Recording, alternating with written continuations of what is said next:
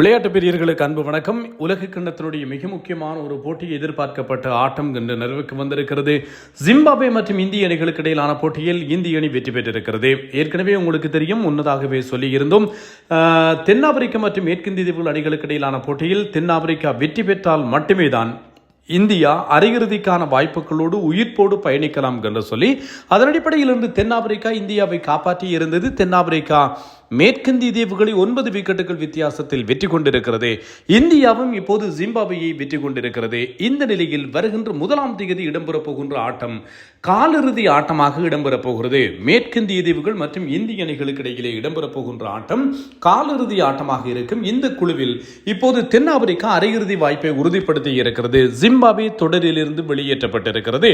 அரையிறுதிக்கான வாய்ப்பை ஜிம்பாப்வே இழந்திருக்கிறது என்பதும் ஞாபகப்படுத்தத்தக்கது. ஏற்கனவே குழு 2 இங்கிலாந்தும் குழு 1 தென்னாப்பிரிக்காவும் அரையிறுதி வாய்ப்புகளை உறுதிப்படுத்தி இருக்கின்றன. இந்த குழு 1 2வது அணியாக இந்த அணி மேற்கிந்திய தீவுகளா இந்தியாவா என்கின்ற போட்டி வருகின்ற 1ஆம் தேதிக்கு பின்னர் தீர்மானிக்கப்படும் என்பதும் ஞாபகப்படுத்தத்தக்கதாக இருக்கிறது. இந்த போட்டியை பொறுத்தவரையில் மொத்தமாக 17 சிக்சர்களை இந்தியா விளாசி தள்ளி இருக்கிறது.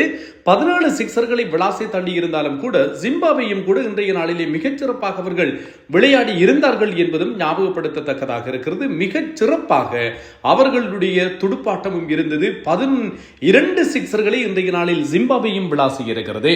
கடந்த மேற்கிந்திய தீவுகள் அணிக்கு எதிரான போட்டியிலும் கூட ஜிம்பாப்வே 12 சிக்சர்களை விளாசியது. இன்றும் கூட ஜிம்பாப்வே 12 சிக்சர்களை விளாசி இருக்கிறது. கடந்த போட்டியில் மிகச் சிறப்பாக மேற்கிந்திய தீவுகள் ஜிம்பாப்வேயை சகல விக்கெட்டுகளை இழக்கச் செய்திருந்தது. ஆனால் இன்று இந்தியா தடுமாறி இருந்தது அவர்களுடைய பந்து வீச்சு என்று சொல்லலாம். ஜிம்பாப்வேக்கு எதிராக மேற்கிந்திய தீவுடைய பந்து வீச்சாளர் அகில் ஹுசைன் அதே போன்று மோட்டி ஆகியோர் மொத்தமாக தங்களுக்கு இடையிலே 7 விக்கெட்டுகளை பகிர்ந்திருந்தார்கள். ஆனால் இன்று இந்தியாவினுடைய இந்த ஸ்பின் டிபார்ட்மெண்ட் அவ்வளவு பெரிதாக வேலை செய்யவில்லை. கடந்த போட்டியிலும் கூட வருண் சக்கரவர்த்தி 47 ஓட்டங்களை விட்டுக் கொடுத்தார் 4 ஓவர்களிலே. வாஷிங்டன் சுந்தர் 2 ஓவர்களிலே 17 ஓட்டங்களை விட்டுக் கொடுத்தார். ஆக 64 ஓட்டங்களை ஸ்பின் பந்து வீச்சாளர்கள் சுழற்பந்து வீச்சாளர்கள் விட்டுக் கொடுத்தார்கள். இன்றும் கூட இந்தியாவிற்கு சுழற்பந்து வீச்சாளர்கள் இருவரும் தலா 35 ஓட்டங்களை விட்டுக் கொடுத்தார்கள். 70 ஓட்டங்களுக்கு 2 விக்கெட்டுகள் தான் சுழற்பந்து வீச்சாளர்களுக்கு கிடைத்தது. ஆனால் மேற்கிந்திய தீவுடைய சுழற்பந்து வீச்சாளர்கள் மொத்தமாக 7 விக்கெட்டுகளை கைப்பற்றி மேற்கிந்திய தீவுகள் ஜிம்பாப்வேயை ஆல் அவுட் செய்திருந்தது. இன்று ஜிம்பாப்வேயை இந்திய அணியால் ஆல் அவுட் செய்ய முடியாத போனது. ஜிம்பாப்வே அன்று 147 ஓட்டங்களுக்கு ஆல் அவுட் ஆக 107 ஓட்டங்களால் இந்த போட்டியில் மேற்கிந்திய தீவுகள் வெற்றி பெற்றிருந்தது என்பதும் ஞாபகப்படுத்தக்கூடிய ஒரு விஷயம். இந்த போட்டியிலே முதலில் துடுப்படுத்தாடியிருந்த இந்திய அணி 256 ஓட்டங்களை குவித்தது. கடந்த போட்டியிலும் கூட ஜிம்பாப்வே நாணய சுழற்சியில் வெற்றி பெற்று மேற்கிந்திய தீவுகளை துடுப்படுத்தாட பணித்தது. மேற்கிந்திய தீவுகள் 254 ஓட்டங்களை குவித்தார்கள். 254 ஓட்டங்களை மேற்கிந்திய தீவுகள் 6 விக்கெட்டுகளை இழந்து குவித்தது. ஆனால் இந்த போட்டியில் இந்தியா மேற்கிந்திய தீவுகளை விட 2 ஓட்டங்கள் அதிகம், 256 ஓட்டங்கள். ஆனால் 2 விக்கெட்டுகள் குறைவாகத்தான் இந்தியா இழந்தது. 4 விக்கெட்டுகள் மட்டுமே தான் இந்தியாவால் இழக்கப்பட்டிருந்தது என்பதும் ஞாபகப்படுத்தத்தக்கது. அந்த போட்டியை பொறுத்தவரையில் 107 ஓட்டங்களால் ஜிம்பாப்வே வெற்றி பெற்றது. ஜிம்பாப்வேக்கு எதிராக மேற்கிந்திய தீவுகள் வெற்றி பெற்றது. ஆனால் இந்தியா இன்று 72 ஓட்டங்களால் தான் வெற்றி பெற்றிருக்கிறது. ஜிம்பாப்வேயை ஆல் அவுட் செய்ய முடியவில்லை. 6 விக்கெட்டுகளை தான் இன்று இந்திய பந்து வீச்சாளர்கள் கைப்பற்றி இருந்தார்கள் என்பதும் இங்கே ஞாபகப்படுத்தத்தக்கது. இந்தியா தங்களுடைய உலகக்கிண்ண வரலாற்றிலே புறப்பட்டிருக்கின்ற அதிகபட்ச ஓட்டு எண்ணிக்கை என்கின்ற சாதனையை குவித்திருக்கிறார்கள். 256 ஓட்டங்கள். சஞ்சு சாம்சன் அணிக்கு திரும்பி இருந்த போது மிகப்பெரிய ஒரு பேலன்ஸான ஒரு அணியாக மாறி இருக்கிறது. இதே அணியோடு தான் இந்தியா இறுதிப் போட்டிக்கோ அல்லது அரையிறுதி ஆட்டத்துக்கு தேர்வானாலும் கூட விளையாடுவதற்குரிய ஒரு வாய்ப்புகள் இருக்கும் என்று சொல்லி நம்பப்படுகிறது. ரிங்கு சிங், வாஷிங்டன் சுந்தர் ஆகியோர் அணிக்கு வருவதற்குரிய தேவையில்லை. திலக் வர்மா இவ்வளவு ஒரு பவர் ஹிட்டராக இருப்பவர் எதற்காக இவ்வளவு நாளும் தடுமாறினார் என்றால் இந்தியாவினுடைய ஆரம்ப துடுப்பாட்டம் அவ்வளவு ஸ்திரமாக இல்லாத நிலையில் திலக் வர்மாவாலும் மிகப்பெரும் அளவிலே ஓட்டங்களை குவிக்க முடியாது போயிருந்தது என்பதும் சுட்டிக்காட்டத்தக்கது. இதனால் தான் அவர் 100-110 என்கின்ற ஸ்ட்ரைக் ரேட்டிலே ஓட்டங்களை குவித்துக் கொண்டிருந்தார் என்பது ஞாபகப்படுத்தக்கூடிய ஒரு விஷயம். சஞ்சு சாம்சன் குறைந்த பந்துகளைத்தான் சந்திக்கிறார். ஆனால் சந்திக்கின்ற அந்த பந்துகளிலே அடித்து ஆட இவர் முற்பட்டு மிகச்சிறப்பாக ஓட்டங்களை குவிக்கிறார் என்பது பாராட்டத்தக்கது. அவர் கொடுக்கின்ற அந்த அடித்தளம் தான் இன்று இந்தியா நல்ல ஒரு ஓட்ட கணக்கை பெறுவதற்கு காரணமாக இருந்தது. 6 ஓவர்களிலே இந்தியா 80 ஓட்டங்களை பெற்றுக் கொண்டது.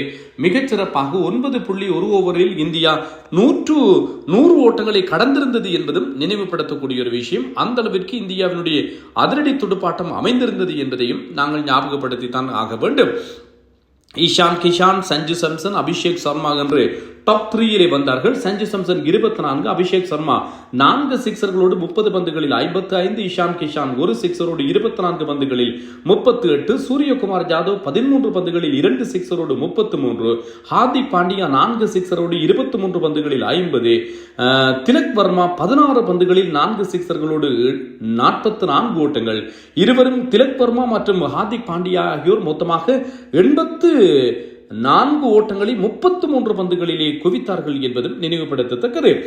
பந்து வீச்சை பொறுத்தவரையில் ஒவ்வொரு விக்கெட்டுகள் நகரவா, முசர்பானி, மபோசா ஆகியோர் கைப்பற்றினார்கள். பதிலளித்த ஜிம்பாப்வேக்கு பிரையன் பெனட், ஒரு சகோதரி ஆட்டக்காரர், ஒரு ஆல் ஃபார்மர் ஸ்டார் என்று சொல்லலாம். 22 வயது.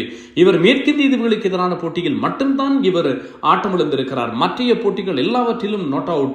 இன்று 3வது தடவையாக இந்த தொடரில் அரைச்சதம் அடித்திருக்கிறார். ஏற்கனவேயும் ஒரு 48 ஆட்டமிழக்காது இருக்கிறார். இந்த தொடரிலே அதிகமான ஓட்டங்களை குவித்தவர்கள் வரிசையில் டாப் 5 இந்த பெனாட் வந்திருக்கிறார். 2வது இடம் இப்போது இவருக்குத்தான் கிடைத்திருக்கிறது.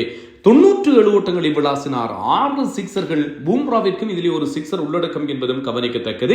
இவருக்கு துணையாக அணித்தலைவர் சிகாண்டர் ரசா 31, வேறு யாரும் சொல்லும்படியாக பிரகாசித்திருக்கவில்லை. மொத்தம் 11 சிக்சர்கள் இன்று ஜிம்பாப்வே வீரர்களால் பெறப்பட்டிருந்தது என்பதும் நினைவுபடுத்தத்தக்கது. ஹர்ஷ்தீப் சிங் 24 ஓட்டங்களுக்கு 3 விக்கெட்டுகள், வருண் சக்கரவர்த்தி 35க்கு 1, பூம்ராவிற்கு விக்கெட்டுகள் இல்லை 21 ஓட்டங்கள், 3 ஓவர்கள் பந்து வீசினார். ஹார்திக் பாண்டியாவும் 3 ஓவர்கள் 21, அக்சார் பட்டேல் 4 ஓவர்கள் 35க்கு 1, சிவம் துபே 2 ஓவர்கள் ஸ்லோ பால் கொஞ்சம் வீசுவதற்கு ட்ரை பண்ணினார். ஒயிட் யோக்கர்லேயே கொஞ்சம் ட்ரை பண்ணி பார்த்தார். இன்று அவருக்கான வாய்ப்புகளை கொடுத்து பரீட்சித்து பார்த்தார்கள். 2 ஓவர் 46 ஓட்டங்களுக்கு ஒரு விக்கெட்டை கைப்பற்றி இருக்கிறார். இந்தியா ஒரு நல்ல வெற்றி, அவர்களுக்கு ஒரு பிரமாதமான ஒரு வெற்றியை இந்தியா இந்த நாளிலே ஈட்டி இருக்கிறது என்று சொல்லலாம். மேற்கிந்திய தீவுகளுக்கு எதிராக இந்தியா போட்டியை சந்திக்கின்ற போது இந்தியாவினுடைய அத்தனை துடுப்பாட்ட வீரர்களும் ஃபோமுக்கு வந்திருக்கிறார்கள் என்பது இந்திய அணியை பொறுத்தவரையில் அவர்களுக்கு சந்தோஷம் அல்லது நம்பிக்கை தரக்கூடிய ஒரு விஷயம். மேற்கிந்திய தீவுகள் 9ஆம் இலக்கத்தினுடைய வீரர் கூட இன்று ஷெஃபன் ரதஃபோர்ட் எப்படி ஆடினார் என்பதை சொல்லி புரிய வைக்க வேண்டிய தேவையில்லை. இது மாத்திரமல்லாமல் மேற்கிந்திய தீவுகளுடைய சுழற்பந்து வீச்சாளர்கள் தரமாக செயற்படுகிறார்கள். அகேல் குஷேன் மற்றும் மோட்ரி ஆகியோர் அவர்கள் இந்தியாவுக்கு எதிராக சிம்ம சொற்பனமாக இருப்பார்கள் என்றும் கருதப்படுகிறது. காத்திருக்கலாம் என்ன நடக்கும் என்று. வருகின்ற 1ஆம் தேதி இந்த குழுவிலிருந்து 2வது அணியாக இந்த அணி அரையிறுதி ஆட்டத்துக்கு தேர்வாகிறது என்பதை நாங்கள் தீர்மானிக்கக்கூடியதாக இருக்கும். இந்தியா உலகக்கிண்ண வரலாற்றில் T20 உலகக்கிண்ண வரலாற்றில் பெறப்பட்டிருக்கின்ற அதிகபட்ச ஓட்ட எண்ணிக்கை என்கிற சாதனையை படைத்திருக்கிறது. 1வது இடத்தில் இலங்கை இருக்கிறது 260 ஓட்டங்கள். கடந்த போட்டியிலே 6 ஓட்டங்களால் அந்த சாதனையை மேற்கிந்திய தீவுகள் தவறவிட்டது. இந்த போட்டியில் இந்தியா 4 ஓட்டங்களால் இந்த சாதனையை தவறவிட்டிருக்கிறது.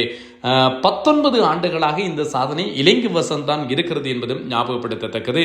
வாழ்த்துக்கள் இந்திய அணிக்கு. உயிர்ப்போடு இருக்கிறார்கள். அரையிறுதிக்கு செல்வதற்கான வேட்கையோடு இருக்கிறார்கள். இந்தியா இந்த தொடரிலே அரையிறுதிக்கு செல்வதற்கான வாய்ப்புகளோடு இருக்கின்ற காரணத்தால் இன்னும் ஆசியர்கள் மத்தியில் இந்த உலக கிண்ணம் தொடர்பான எதிர்பார்ப்புகள் அதிகமாக இருக்கிறது என்பதும் சுட்டிக்காட்டத்தக்கது. நான் தில்லியம்பலம் தரணிதரன்.